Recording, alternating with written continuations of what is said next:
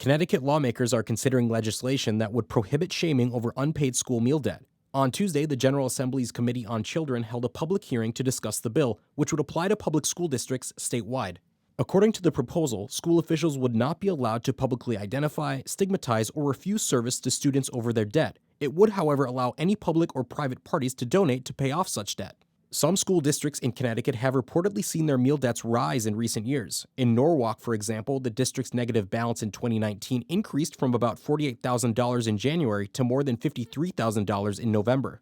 The Board of Education there had previously stipulated that indebted students receive a cheese sandwich for lunch if they were more than $20 in the red. Critics of that procedure argued it could lead to embarrassment or bullying, and the policy was eventually amended following pushback from parents and staff.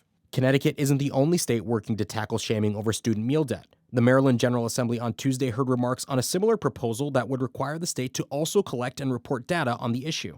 Meanwhile, at the federal level, Senators Tina Smith and Ilhan Omar of Minnesota have proposed the No Shame at School Act.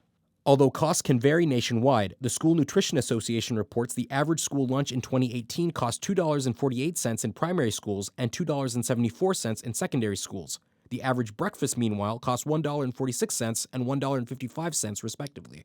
The agency reported that 3/4 of school districts in the U.S. had unpaid student meal debt by the end of the 2017-2018 school year, and 43% of those districts reported that the number of students without adequate funds increased during that period.